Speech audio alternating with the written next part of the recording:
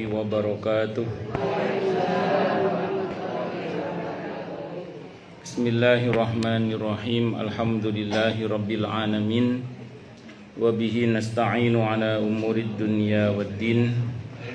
Wassalatu wassalamu ala ashrafil anbiya'i wal mursalin Nabiyillahi Muhammadin wa ala alihi wa ashabihi wa duriyatihi ajma'in, amma ba'd. Ashhadu an la ilaha illallah wa ashhadu anna Muhammadar Rasulullah wa ufawwidu amri ilallah. Innallaha basirun bil ibad. Hasbiyallahu la ilaha illa huwa alaihi tawakkaltu wa huwa rabbul arsyil azim. Qala Allah ta'ala fi kitabihil karim hikayatan an nabiyillahi Musa alaihi salam. Rabbi syrah li sadri wa yassir li amri wahlul 'uqdatam min lisani yafqahu qawli. Para alim, para asatid, para asatidah, para sepuh, para bini sepuh, para aji sepuh, para tokoh masyarakat, matur nuwun jazakallahu khairan. Hadirin hadirat sekalian, hafizani wa hafizakumullah, bil khusus segenap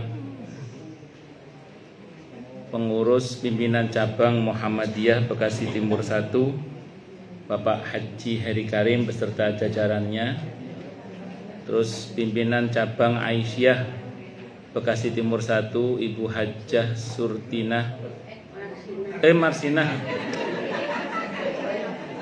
Salah wis ya wis. Nggih Marsinah maksudnya.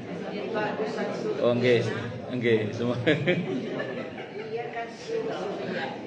semoga beliau juga beserta jajarannya dan jamaahnya semuanya saja semoga selalu dalam naungan rahmat, barokah, perlindungan serta bimbingan Allah Subhanahu wa taala. Amin Allahumma amin insyaallah. Yang utama tentu mari kita haturkan puja dan puji syukur kita ke hadirat Allah Subhanahu wa taala dengan berucap alhamdulillahi rabbil alamin. Mudah-mudahan dengan hamdalah ini nikmat dari Allah untuk kita ditambah. Karena Allah telah berjanji dalam Al-Qur'an di surah Ibrahim ayat 7, A'udzubillahi samii'il 'aliim minasyaitonir rajim. Wa ta'adzana rabbukum la in syakartum la azidannakum wa la in kafartum inna 'adzabi lasyadid. Jadi kalau kita bersyukur, sungguh nikmat dari Allah untuk kita ditambah. Dan kalau kita kufur, kita diingatkan oleh Allah akan siksa yang sangat pedih. Ini janji Allah, dan janji Allah dalam Al-Qur'an itu la raiba fihi, tidak ada keraguan di dalamnya. Di antara penjelasan la raiba fihi adalah siapapun yang mengamalkan isi Al-Qur'an dengan keimanan dan keyakinan, maka Allah akan tunjukkan kebenaran Al-Qur'an itu kepadanya hingga tiada lagi keraguan dalam hatinya. Salawat dan salam semoga tercurah limpahkan untuk junjungan kita Nabi besar Muhammad sallallahu alaihi wasallam. Semoga kita semua diakui sebagai umat beliau. Amin Allahumma amin insyaallah. Saya wasiatkan terutama untuk diri saya sendiri dan kepada panjenengan semua agar kita semua terus berusaha meningkatkan ketakwaan kita kepada Allah Subhanahu wa taala. Karena dengan takwa itulah kita bisa memperoleh derajat yang sangat tinggi dengan sesungguhnya di sisi Allah Subhanahu wa taala. Hal ini didasarkan kepada firman Allah Subhanahu wa taala dalam Al-Qur'an di surah Al-Hujurat ayat 13. A'udzubillahi samii'il 'aliim minasyaitonir rajim. Ya ayyuhan nasu inna khalaqnakum min dzakarin wa untha wa ja'alnakum syu'uban wa qabaila lita'arafu inna akramakum 'indallahi atqakum al-ayah. Wahai manusia, Sesungguhnya kami telah menciptakan kalian dari seorang laki-laki dan seorang perempuan, berkembang menjadi bersuku-suku dan berbangsa-bangsa agar kalian saling mengenal. Sesungguhnya yang paling mulia di antara kalian di sisi Allah adalah yang paling bertakwa. Allah juga berjanji akan memberikan bonus bagi siapapun yang sungguh-sungguh bertakwa kepada Allah, berupa solusi atau jalan keluar dari setiap masalah yang dia hadapi, dan Allah juga berjanji akan memberinya rizki dari arah yang dia tidak duga sebelumnya. Hal ini didasarkan kepada firman Allah Subhanahu wa taala dalam Al-Qur'an di surah At-Talaq ayat 2 dan 3. A'udzubillahi samii'il 'aliim minasyaitonir rajim. Wa may yattaqillaha yaj'al lahu makhraja wa yarzuqhu min haitsu la yahtasib. Dan barang siapa orang yang bertakwa kepada Allah, maka Allah akan berikan dia jalan keluar dan rezeki yang tak terduga. Di tempatnya Allah berfirman, wa may yattaqillaha yaj'al lahu min amrihi yusra. Siapa yang bertakwa kepada Allah, maka Allah akan jadikan urusannya mudah. Semoga kita semua minal muttaqin, bahkan lil muttaqina imama. Amin, Allahumma amin insyaallah. Allahumma inna nas'aluka ilman nafi'a wa rizqan thayyiba wa amalan mutaqabbala wa fatahallahu alaina futuhal arifin. Allahumma inna na'udzubika min ilmin la yanfa' wa amalin la yurfa' wa qalbin la yakhsha' wa du'a'i la yusma'. Allahumma ati anfusana taqwaha wa zakkiha anta khairu man zakkaha anta waliyuha wa maulaha. Amin, Allahumma amin insyaallah. Bapak Ibu sekalian, hafizoni wa hafizakumullah, di dalam Al-Qur'an di surah Al-Hasyr, surah ke-59 ayat 18, Allah Subhanahu wa taala berfirman, A'udzubillahi samii'il 'aliim minasyaitonir rajim. Ya ayyuhalladzina amanu taqullaha wal tandur nafsum ma qaddamat lighad wattaqullaha wa'lamu wattaqullaha innallaha khabirum bima ta'malun. Para jamaah sekalian, hafizoni wa hafizakumullah, ada yang menarik di surah Al-Hasyr, surah ke-59 ayat 18 ini, yaitu adanya perintah takwa 2 kali dalam satu ayat. Adanya perintah takwa 2 kali dalam satu ayat. Kalau kita baca ya ayyuhalladzina amanu, wahai orang-orang yang telah beriman, ittaqullaha, bertakwalah kalian kepada Allah, wal tandur nafsum ma qaddamat lighad, dan hendaklah setiap orang itu memperhatikan yang telah lalu untuk hari esoknya. Terus lagi perintahnya wattaqullah, ada perintah takwa lagi, wattaqullah, dan bertakwalah kalian kepada Allah, innallaha, sungguhnya Allah, khabirun bima ta'malun, maha mengetahui apa yang kalian kerjakan. Dalam Al-Qur'an, dalam satu ayat ada perintah takwa 2 kali, itu hanya di 2 ayat saja. Saya ulang Bu ya, Bapak juga mohon maaf. Jadi di dalam Al-Qur'an itu perintah takwa diulang 2 kali dalam satu ayat. Itu hanya ada di 2 ayat dalam Al-Qur'an. Yang pertama itu di surah An-Nisa. Surah An-Nisa ayat 1. Surah An-Nisa ayat 1 itu. Bismillahirrahmanirrahim. Ya ayyuhan nasu taqu rabbakumul ladzi khalaqakum min nafsin wahidah wa khalaqa minha zawjaha wa basta minhuma rijalan katsiran wa nisaa wattaqullaha alladzi tasaaluna bihi wal arham. Itu perintah takwanya 2 kali. Dalam satu ayat ada perintah takwa berapa? 2 kali. Kata para ulama, kalau dalam satu ayat ada perintah takwa 2 kali, itu menunjukkan isi ayat itu sangat, bukan sangat ya, tapi sangat penting. Saking pentingnya itu, sangat penting. Namun sayangnya banyak orang yang mengabaikannya. Jadi saya ulang Bu ya, isinya itu sangat penting, namun banyak orang yang mengabaikannya. Kalau yang pertama, An-Nisa ayat 1 itu bicara tentang hubungan suami dan istri, istri dan suami, orang tua dan anak, anak dan orang tua. Itu karena tiap hari ketemu, dianggap biasa saja itu. Padahal berbuat baiknya suami kepada istri itu pahalanya gede besar. Sebagaimana seorang istri kalau berbuat baik kepada suami itu pahalanya besar. Iya, sangat besar. Iya. Nah, orang tua kepada anak sama, ketika berbuat baik orang tua kepada anak itu pahalanya gede itu. Sebagaimana anak kalau berbakti pada orang tua pahalanya juga besar. Termasuk mantu kan? Ya, termasuk. Kadang-kadang mantu suka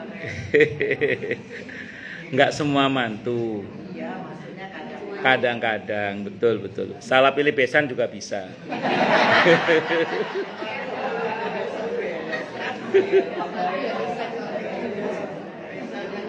Wes. Jadi wes. Jadi gini, saya lanjutkan ya.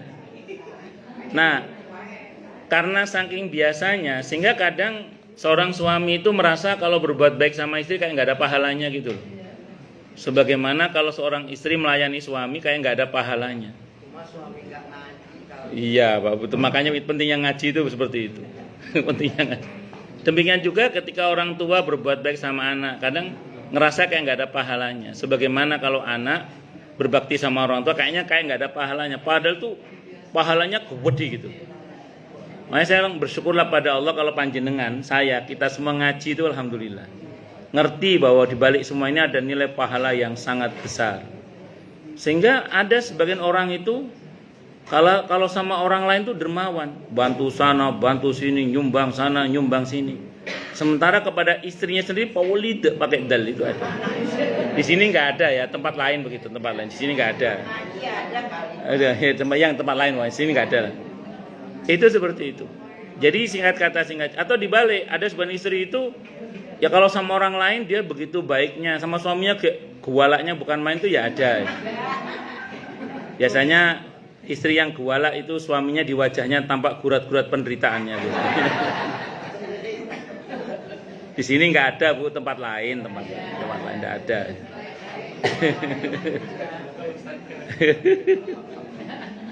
Wes, singkat kata singkat cerita, saya mau sampaikan saja bahwa ini karena banyak diabaikan maka sampai perintah takwanya 2 kali.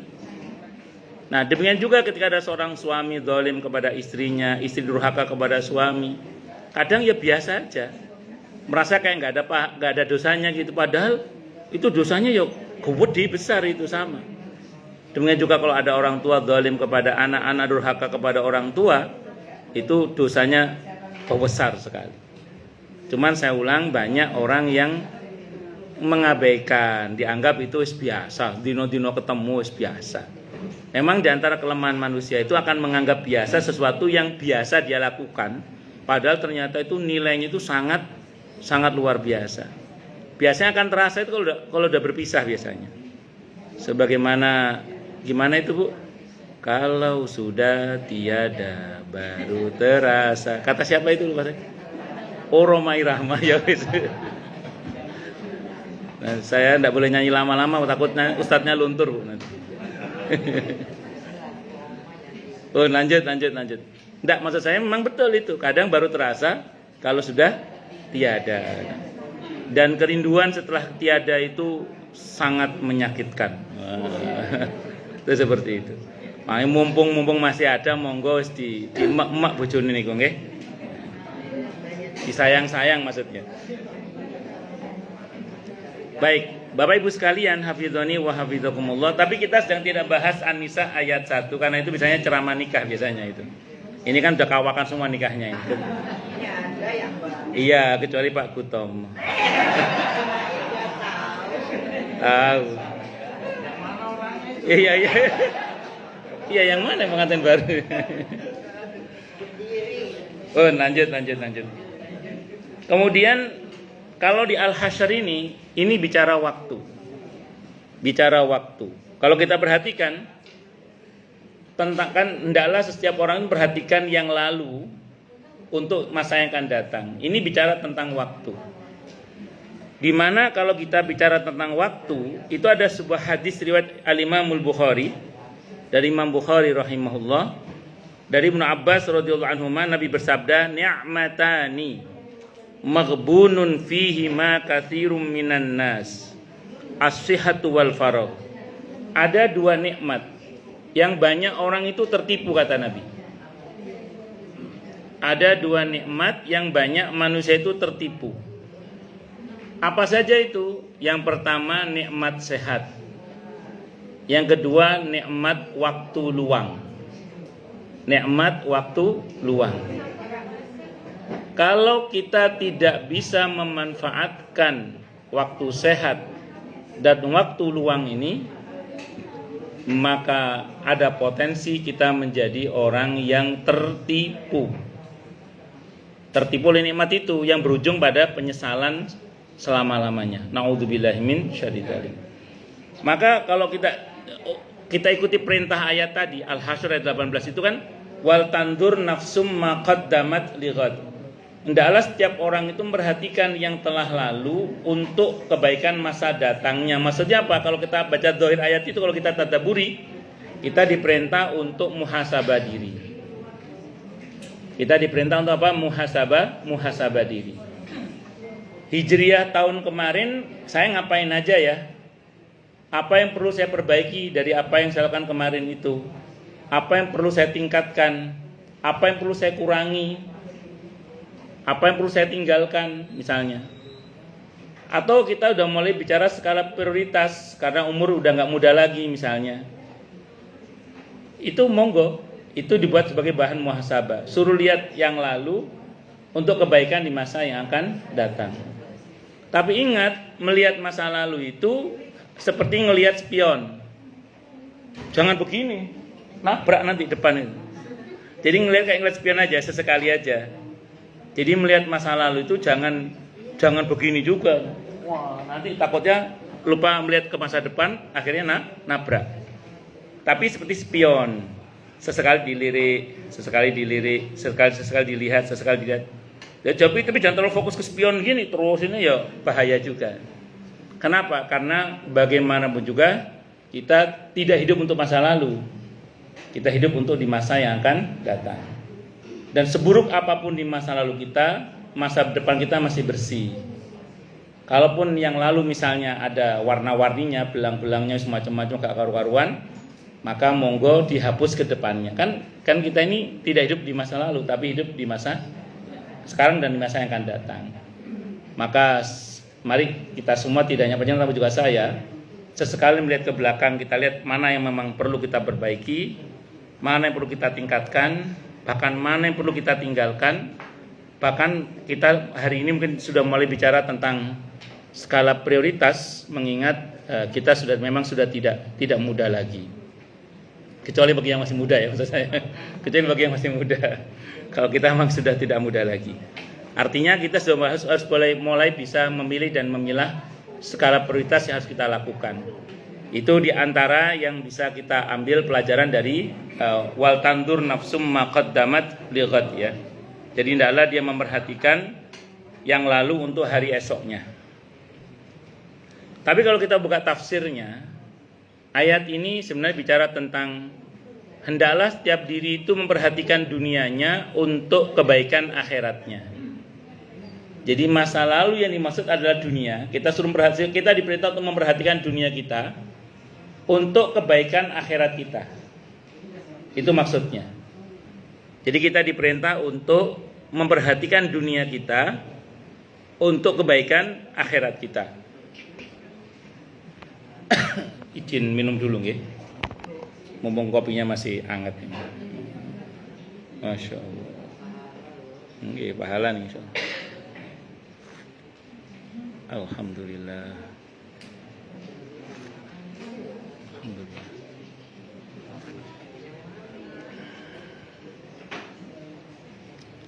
Catatan pentingnya apa? Berkaitan dengan suruh memperhatikan dunia kita untuk akhirat kita.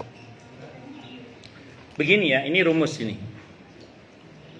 Kita ini kan Di pembahasan saya sebelumnya saya pernah sampaikan bahwa kita ini bukan penduduk bumi ya. Kita ini penduduk akhirat yang masih tinggal di bumi.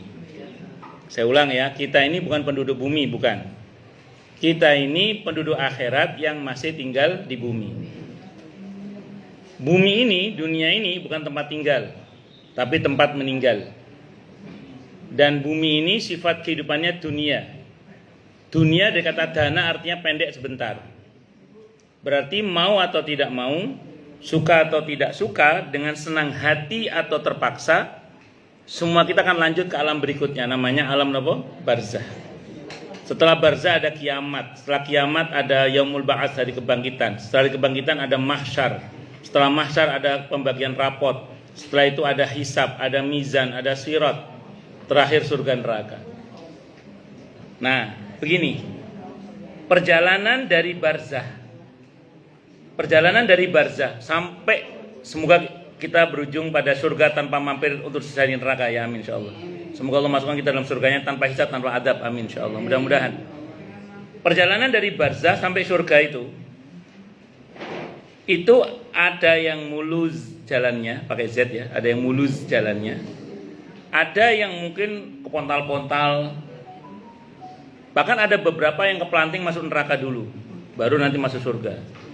Semacam-macam. Ini saya bicara muslim ya. Kalau kafir kan jelas selamanya di neraka udah. Tapi kalau bagi orang beriman kan masih ada harapan untuk bisa masuk surga. Wes, singkat kata singkat cerita, ini perjalanan macam-macam.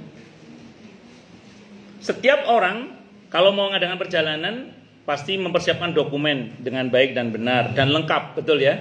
Supaya dalam perjalanan nyaman, ada proses pemeriksaan imigrasi dan macam-macam, kita tenang karena kita bawa surat-surat yang lengkap, dokumennya lengkap. Terus bawa uang saku yang cukup, betul ya. Bawa bekal yang cukup. Diharapkan dengan bawa bekal yang cukup itu nanti kita dalam perjalanan, di samping tidak takut kekurangan, kita bisa beli fasilitas-fasilitas di sana. Kita bisa beli fasilitas-fasilitas di sana. Nah, semua itu bekal, dokumen itu hanya bisa dipersiapkan di dunia ini saja. Saya ulang ya, semua bekal untuk kemudahan-kemudahan dan fasilitas di barzah dan seterusnya itu hanya bisa dipersiapkan di dunia ini saja. Karena begitu kita mati, hadisnya Sahih Muslim, inqata amaluhu, terputus amalnya, kita nggak bisa berbuat apa-apa lagi kecuali kita masih dipesankan oleh keluarga kita dengan doa anak-anak soleh tadi, atau ada sedekah jariah yang pahala terus mengalir karena jenengan ikut daftar dalam nyumbang kantor Muhammadiyah misalnya gitu. Dan ini akan menjadi pahala, insya Allah akan terus jariah. Apalagi nanti nutup utang ke Pak Hashimi misalnya. Karena beliau alhamdulillah 3 kali nyicil lah, pagi, sore, maksimal. Betul, bercanda. Nah, ini singkat kata singkat cerita, jangan dikira ini suatu hal yang sia-sia, bukan. Justru ini akan seolah-olah kita akan punya passive income lah nanti di alam barzah dan seterusnya itu. Kenapa? Karena ada sedekah yang pahalanya terus mengalir. Termasuk ilmu yang bermanfaat. Maka singkat kata singkat cerita, mumpung masih di dunia, monggo aneka fasilitas barzah, aneka fasilitas di mahsyar nanti, itu sampai dengan kita ke surga nanti, itu kita beli dari sekarang, mumpung kita masih di dunia. Karena semua itu hanya bisa kita persiapkan di dunia ini, termasuk kelengkapan surat-surat kita. Wajib sholat fardunya, puasa Ramadannya, kewajiban bayar utangnya itu diberesin semua supaya nanti dokumen kita lengkap dan lancar perjalanan kita, nggak pakai di sidang berkaitan dengan ini itu, interogasi ini itu dan macam-macam. Pun bisa dipahami ya. Itu maksudnya suruh lihat dunianya, maksudnya persiapan dunia untuk menghadapi akhirat nanti. Kita tahu bahwa ketika seseorang masuk ke barzah, itu kan ada potensi di mana dia tidak lulus dalam menghadapi pertanyaan kubur. Maka ada hal yang perlu kita persiapkan untuk menghadapi itu. Apa itu? Sederhananya begini. Semua pertanyaan kubur itu jawabannya nggak bisa dihafalkan, juga nggak bisa nyontek. Jadi andai kan dikasih bocoran jawaban itu nggak ngaruh. Kenapa? Kalau nggak ngaruh, kenapa? Karena semua jawaban pertanyaan kubur itu adalah refleksi dari amal orang itu. Dia nggak akan bisa jawab man rabbuka kalau nggak sholat. Dia nggak akan bisa jawab tentang siapa nabimu, yaitu Nabi kita Muhammad SAW, kalau dia tidak pernah bersolawat untuk beliau dan tidak berusaha mengikuti sunnah-sunnah beliau. Dia tidak akan bisa menjawab bahwa imamnya adalah Al-Quran kalau dia tidak pernah membacanya dan tidak pernah berusaha untuk mengamalkannya misalnya. Maka semua jawaban itu harus diamalkan dalam kehidupan sehari-hari kita supaya kita nanti bisa menjawab itu. Nah, syukur-syukur bebas pertanyaan kubur dengan memperbanyak baca surah Al-Mulk misalnya. Surah Al-Mulk ini kalau kita baca dalam tafsir Ibnu Katsir itu hadisnya ada yang mendhaifkan, Ibnu Katsir sendiri, ada yang menghasankan. Kalau yang menghasankan itu Imam At-Tirmidzi yang menghasankan hadis ini. Nah, sehingga kemudian monggo mumpung kita masih hidup dipersiapkan semua itu supaya nanti ada kemudahan-kemudahan di barzah. Karena ada hadis Sayyidina Utsman bin Affan radhiyallahu an, hadisnya sahih di kitab Imam Al-Qurtubi dalam kitab At-Tadhkirah. Orang itu kalau barzahnya beres, ke depannya beres sudah. Orang kalau barzahnya enggak beres, ke depannya alamat enggak beres. Nah, beresnya barzah itu beresnya dunia. Beresnya barzah itu beresnya dunia. Kalau dunia kita beres, sudah barzah beres, insya Allah kedepannya beres. Kalau dunianya nggak beres, dalam arti ya dan tidak rajin bertobat, tidak rajin memperbaiki diri, ya sudah wassalam aja, naudzubillah min syarri tadi. Makanya harus diperhatikan dunia ini untuk kebaikan akhirat kita. Belum lagi nanti di mahsyar. Pada pertama di yaumul ba'ats, hari kebangkitan. Kata Abdullah bin Mas'ud radhiyallahu an ketika menjelaskan hadis riwayat Ahmad, Abi Dawud, Ibnu Majah, kata Imam Al-Qurtubi hadisnya sahih dari semua jalur periwayatannya, Nabi menyabdakan aukamakul nanti kita semua dibangkitkan oleh Allah dalam keadaan lapar, dahaga, tidak berbusana, tidak beralas kaki. Apa kata Abdullah bin Mas'ud radhiyallahu an? Barang siapa yang di dunia dia pernah memberi makan dan minum, maka nanti dia akan diberi makan dan minum sehingga dia tidak akan kelaparan dan kehausan. Karena dalam Islam balasan kebaikan adalah kebaikan yang serupa kali 10 itu minimal. Hal jazaul ihsan illal ihsan. In ahsantum ahsantum li anfusikum wa in asatum falah. Jadi kalau kita ngasih makan, kita akan diberi makan. Kalau kita ngasih minum, kita akan diberi minum. Maka pernahlah syukur-syukur sering memberi makan dan minum orang yang terutama yang membutuhkan, agar nanti di akhirat kita nggak kelaparan, kita nggak kehausan. Siapa yang di dunia pernah memberi pakaian, kata Abdullah bin Mas'ud radhiyallahu, maka nanti di dunia, di akhirat dia akan diberi pakaian, dia tidak akan telanjang. Maka pernahlah syukur-syukur sering kita memberi pakaian orang lain, terutama yang membutuhkan, supaya nanti kita di akhirat tidak telanjang. Allah, maka saya sering bilang ke jamaah itu kalau ngasih merbot masjid, imam masjid, guru ngaji, itu yang lengkap baju koko plus sarungnya. Karena kalau cuma ngasih atasan nggak ngasih bawahan, takutnya nanti di akhirat hanya pakai atasan nggak pakai. Bercanda gitu, tapi saya serius ya. Karena saya pun juga punya kepentingan berbagi pakaian supaya saya juga nanti tidak telanjang kan, seperti itu. Siapa yang di dunia pernah ngasih sendal, kata Abdullah bin Mas'ud, maka nanti di akhirat dia akan diberi sendal atau sepatu sehingga dia tidak akan nyeker. Apa urgensinya sepatu atau sendal di mahsyar nanti atau di yaumul ba'ats nanti? Dalam satu riwayat yang sahih disebutkan bahwa nanti bumi ini Allah ganti dengan bumi yang baru, bentuknya seperti perak, tidak ada dataran tinggi, tidak ada dataran dalam, datar semuanya, matahari hanya 1 mil di atas kepala kita. Kita jalan di jalan aspal aja, kalau siang hari tidak pakai sepatu, panas tinggi. Bayangkan nanti bumi itu seperti perak. Embuh ya opo guys, panas ya. Nah, itu bersyukurlah bagi yang punya sepatu. Harus pernah ngasih sendal sepatu di dunia ini. Siapa di dunia pernah memberikan tumpangan kendaraan, maka nanti di akhirat akan diberi kendaraan sehingga tidak akan jalan kaki dia. Ternebeng ya ke sono. Itu seperti itu. Nah, jadi ya tadi kembali pada hal jazaul ihsan illal ihsan. Tidak ada balasan kebaikan kecuali kebaikan yang serupa, minimal kali 10 minimal. Belum kelebihannya nanti. Wes singkat kata singkat cerita, saya ulang, mumpung masih hidup, monggo dipersiapkan bekal perjalanan berikutnya. Kalau bahasa Al-Qur'annya wal tandur nafsum ma qaddamat lighad. Nah, berkaitan dengan masalah ini juga ada sebuah hadis. Hadisnya riwayat Al-Hakim. An Ibnu Abbas. Dari Ibnu Abbas radhiyallahu anhuma qala, beliau berkata, qala telah bersabda siapa Rasulullah sallallahu alaihi wasallam. Apa sabdanya?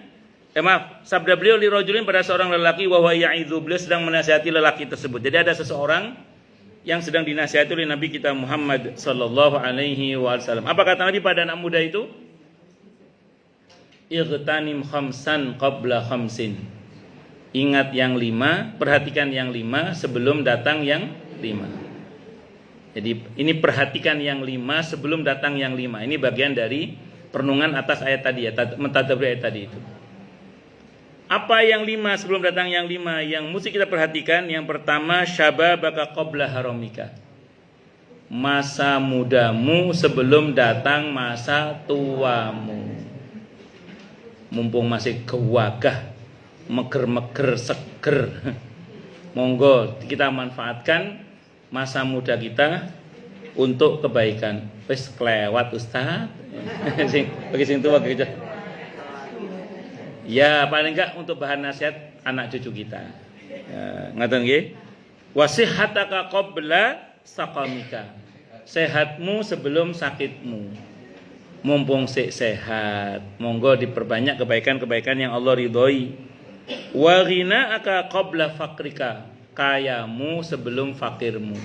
Mumpung masih Allah anugerahi kita ini duit, harta, rizki yang melimpah, alhamdulillah, monggo dipakai untuk kebaikan.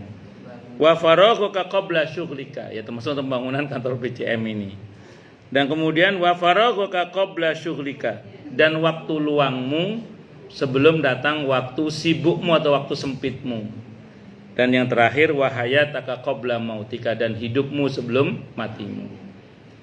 Saya kira semua kita paham, tapi ada satu hal yang perlu saya sampaikan. Dalam hadis Sahih Bukhari itu disebutkan ada seseorang yang biasa berbuat kebaikan sewaktu masih sehat, sewaktu mukim. Suatu saat orang ini terhalang dari berbuat baik. Terhalang dari berbuat baik karena sakit, yang satu lagi karena sedang safar. Allah berfirman, hadisnya Bukhari, Allah berfirman pada malaikat, catat untuknya pahala seperti biasanya dia berbuat baik saat dia sehat, saat dia mukim. Nah, di sini terus kemudian ada Al-Imam Ahmad bin Taimiyah rahimahullah yang mengatakan bahkan ketika orang itu masih hidup, saat matinya akan terus ditulis kebaikannya. Jenengan, alhamdulillah, masya Allah, kita ini kan insya Allah punya kebaikan-kebaikan yang kita biasakan. Di antaranya ngaji, misalnya setiap hari Ahad di kantor ini, misalnya. Sebagian ini ada yang terhalang, mungkin kayak Pak Khalil mungkin terhalang entah karena sakit atau karena safar. Maka kena hadis tadi itu, catat untuknya pahala seperti biasanya dia melakukan kebaikan saat dia sehat atau saat dia mukim tidak safar. Bahkan kalau kata Ibnu Taimiyah, saat dia masih hidup, saat matinya. Jadi kalau kita punya kebiasaan kebaikan itu, kok suatu saat kita terhalang dari melakukan kebaikan itu, hadisnya Bukhari bilang, Allah bilang sama malaikat, catat untuknya pahala seperti biasanya dia melakukan. Makanya mumpung gagah, mumpung masih muda, mumpung masih banyak duit, mumpung kita perbanyak kebaikan yang Allah ridhoi. Kalau suatu saat namanya manusia itu kan syarat dengan limitasi batas. Maka di saat kemudian kita menghadapi situasi di mana kita tidak bisa berbuat kebaikan yang serupa itu karena mungkin ada yang sakit, ada yang mungkin safar, ada yang sudah meninggal dunia mungkin, maka Allah akan berfirman, catat untuknya pahala seperti biasanya dia berbuat. mengerjakan itu. Nah, inilah pentingnya kita memanfaatkan waktu luang kita, terutama waktu sehat kita dan waktu muda udah kelewat ya. Itu kecuali yang masih muda. Nah, itu untuk berbuat banyak kebaikan supaya kalau suatu kita terhalang dari berbuat baik itu, Allah berikan pahala kepada kita seperti biasanya kita melakukan. Ini wallahu a'lam bishawab. Kiranya ini yang bisa saya sampaikan. Semoga bermanfaat. Sebelum saya buka tanya jawab ini di online ada yang nanya ini. Assalamualaikum warahmatullahi wabarakatuh. Ustaz, punten mau tanya, mohon jelaskan hadis memiliki 2 anak perempuan dan laki bisa menggandeng orang tuanya di surga. Syukran Pak Ustaz. Kalau itu Nabi awalnya bersabda gini ya. Barang siapa yang dianugerahi oleh Allah 3 anak perempuan awalnya. Terus 2 juga kata Nabi. Itu rawinya mengatakan gini, andaikan Nabi ditanya 1 barangkali 1 juga itu. Kok bisa mendidiknya sampai usia baligh gitu, sampai usia menikah lah, sampai patutnya dia sudah menikah, maka dia mendapatkan tiket untuk selamat dari api neraka. Jadi itu anak itu menjadi tameng dalam tanda kutip ya, penyelamat bagi orang tuanya dengan izin Allah dari api neraka. Itu yang saya tahu. Wallahu a'lam bishawab. 3, 2 kata rawi, andaikan ada yang nanya 1 juga. Tapi kalau 1 nggak masuk, yang bikin anak perempuan lagi lah. Lanang nanti ada keutamaan anak soleh pada umumnya ada. Ya, demikian tadi kajian kita pada pagi yang disampaikan oleh Muhammad Subhanallah. Untuk selanjutnya mungkin ada yang ingin bertanya, kita satu-satu aja. Oke, biasa Pak Mahmud. Untuk yang laki-laki dulu.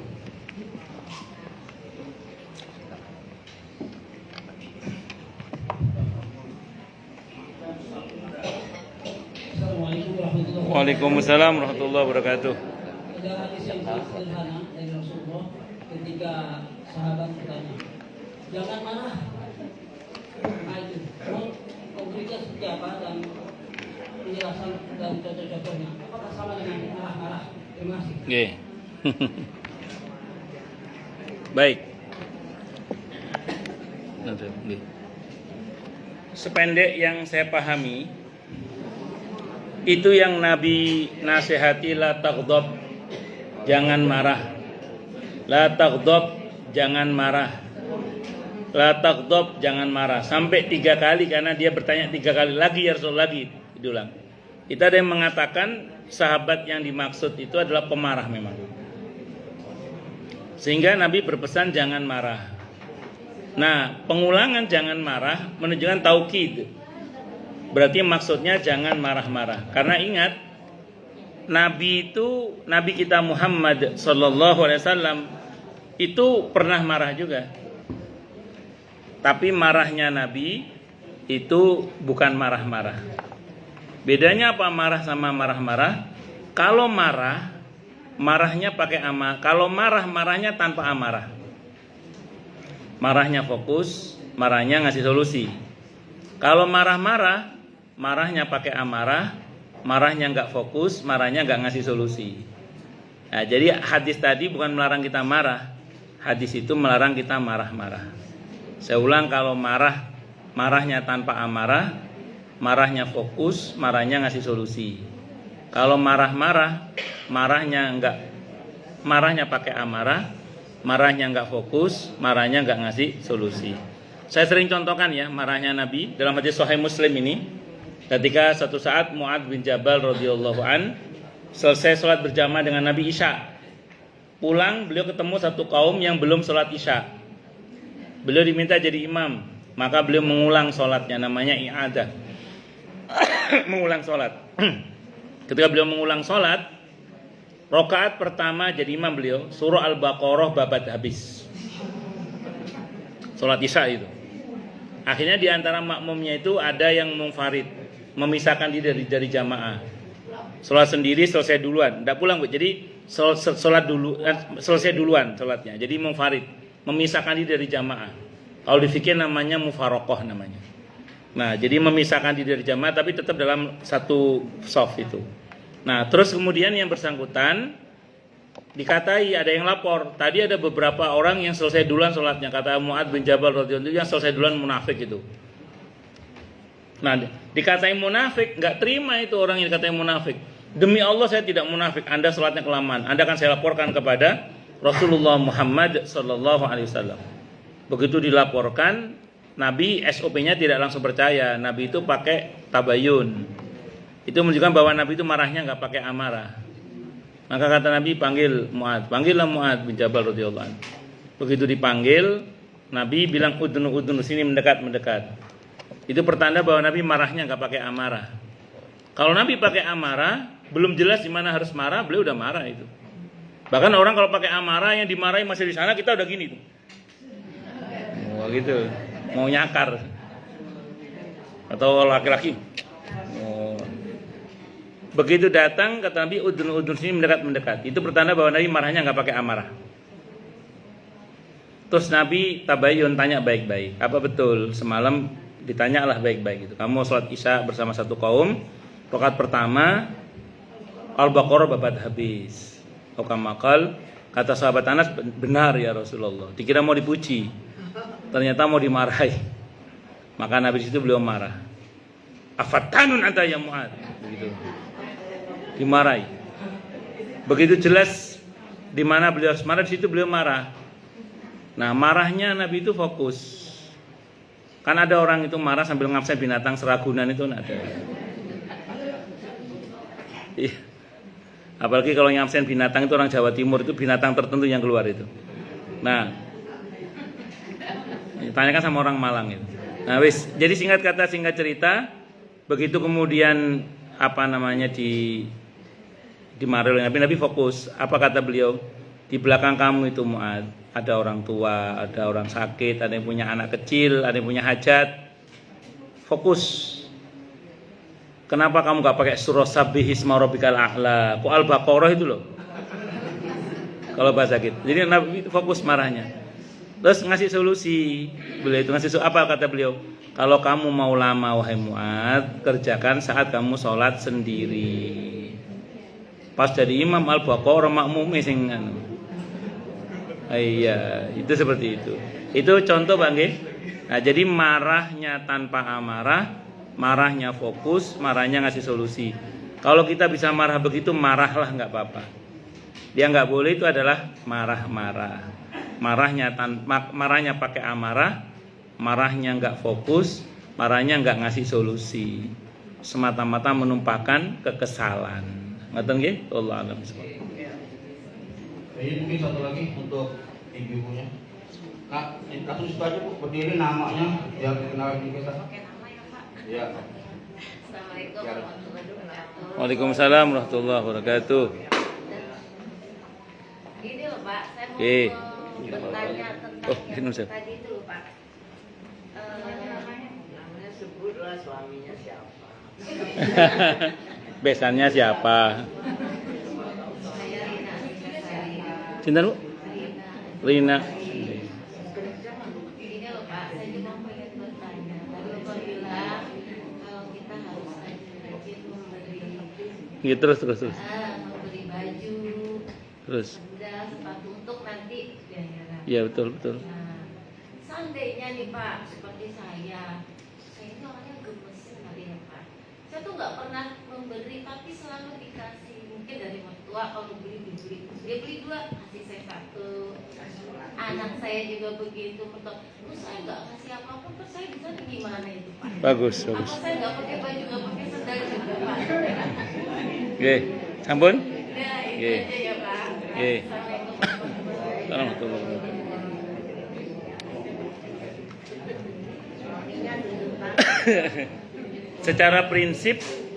Secara prinsip kita senang kalau diberi. Siapa yang nggak senang kalau diberi?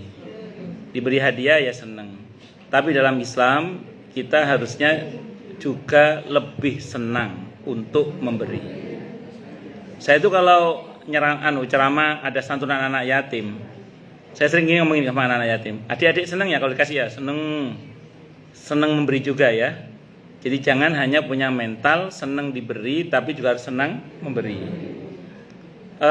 Dulu para sahabat Nabi itu walaupun miskin itu tetap punya semangat memberi, apalagi yang kaya.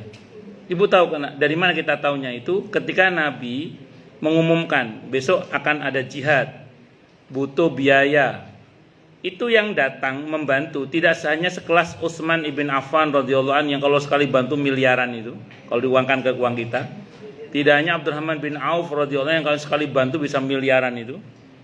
Bahkan ada seorang miskin yang datang hanya membawa gandum 1 genggam gitu. Karena dia nggak punya apa-apa kecuali itu, saking semangatnya berbagi. Jadi mental para sahabat Nabi itu senang memberi. Walaupun umumnya orang pasti senang diberi. Siapa yang nggak senang diberi? Kayak ibu tadi kan nampak senang diberi. Saya juga senang diberi. Makanya harus punya mental juga senang apa tadi memberi. Nah itu yang terus muncul sikap orang-orang munafik gitu kan. Kalau ada orang bantu Rasulullah dalam jumlah yang besar, apa kata orang munafik itu? Riya gitu. Padahal namanya bukan riya padahal. Riya. Kalau yang bantu sedikit dikatain lagi, gak ngefek gitu. Itu sampai ada dalam Al-Qur'an dengan tentang sikap orang-orang munafik. Kalau orang-orang yang kaya-kaya bantu katanya dikatain riya, kalau yang orang miskin bantu katanya nggak ngefek bantuannya. Ya model cangkem elek kayak gitu nggak usah dihiraukan. Nah jadi memang ada orang model seperti itu ada. Apa Bu? Nah, belum selesai. Nanti saya jawab nanti Bu ya. Nah pertanyaan ibu ini menarik. Ibu ini alhamdulillah masya Allah dikasih mertua yang masya Allah luar biasa. Pesan saya tolong mertua itu dijaga, jangan dikubur sebelum mati, woy. Nah iya kan gitu. Nah menariklah saya nanti gimana Ustadz supaya kemudian nanti saya ini juga punya pakaian. Saya tadi tidak mengatakan sering, pernahlah syukur sering. Iya, pernahlah syukur apa sering. Mohon maaf, mungkin kan kadang kalau kita tidak bisa ngasih baju yang baru, paling enggak baju yang layak pakai lah.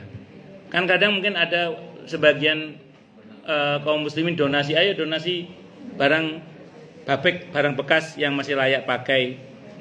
Kan mungkin ada beberapa pakaian ibu dulu yang masih ukuran berapa, sekarang sudah ukuran berapa.